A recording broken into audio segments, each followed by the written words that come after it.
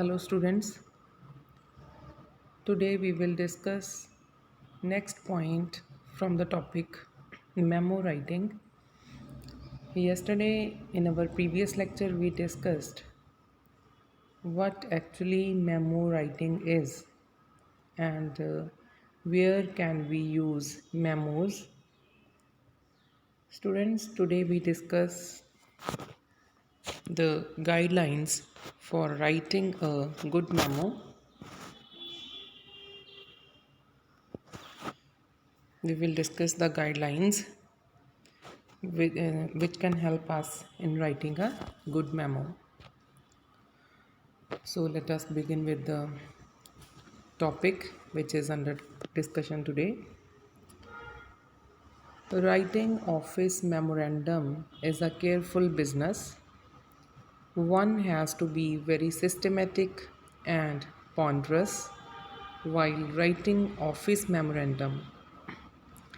The following guidelines can help us for writing a good memo. It means to write an office memorandum is a very careful business, is a careful work. When a person writes memorandum in any office or company, he or she has to be very systematic and ponderous. Ponderous means he must think before writing a memo. The following guidelines can help us for writing a good memo. So, following are the guidelines that can help us for writing a good memo or good memorandum. So, let us begin with the guidelines. First is avoid errors. While writing memo, the mistakes in spellings, grammar, punctuation, structure are to be strictly avoided. The long sentences and the worn out phrases can defeat the purpose. So, the very first guideline to write a good memo is that we should avoid errors while writing memo. While writing memo, we should try to overcome our problem of spelling mistake, grammar. We should take full care while writing a memo that there is no spelling mistake, there is no grammar mistake or mistake in punctuation or in structure. All these things are to be strictly avoided while writing a memo. The long sentences and the worn out phrases can defeat the purpose. The long sentences and the worn out phrases. So, if a person wants to write a good memo, he or she has to avoid using long sentences or the worn out. Worn out means very old phrases. He or she should avoid long or very old phrases or sentences. By doing so, he or she will be able to write a good memo. Next point is positive tone. In office memorandum, tone should be polite. Rude tone fails to create congenial and conductive environment that is indeed at every level. So, when a person writes memo in any office, company, or any organization, he or she should be very polite because rude tone fails to create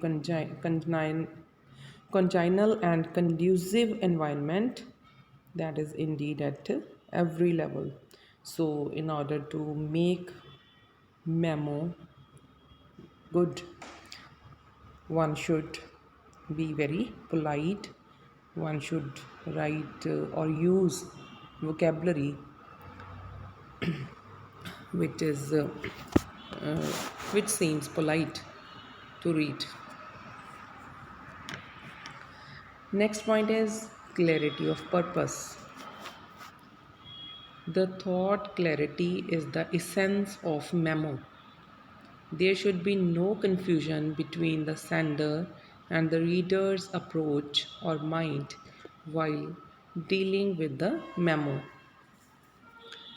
The thought clarity is the essence of memo, means a person who is writing a memo in any company, office, or organization, that person must be aware of the purpose of writing a memo. He must be aware of the purpose why he or she is writing a memo. There should be no confusion between the sender and the reader's approach or mind while dealing with the memo. So, the purpose of writing a memo should be very clear so that there is no confusion between the sender of the memo and the reader of the memo. So the purpose should be very clear. Next point is brevity. Next point is brevity. Brevity means concise and or we can say exact use of words in writing a speech. Exact use of words in writing a speech. So brevity is the soul of business. In memos, the thoughts should be arranged in proper sequence. Information should be precise. So, while writing a memo, one should keep in mind the brevity of the memo. Means, while writing a memo, a person should use exact words while writing a speech or while writing a memo.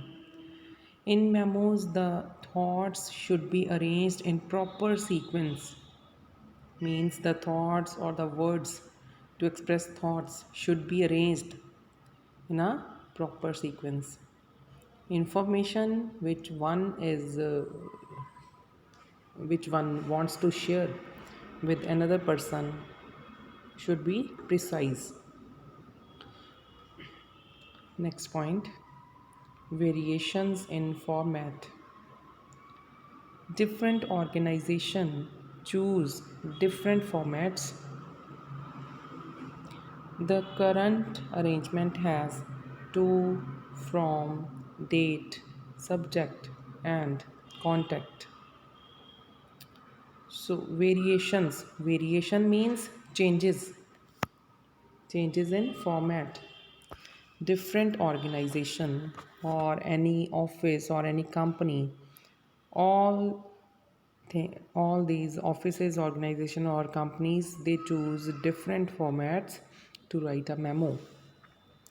The current arrangement which is popular is that they use a format containing the headings like to, means for whom the memo is being written, from, who is writing the memo, date, on which the memo is being written, subject, what is the memo about, and contact of the person who is writing a memo.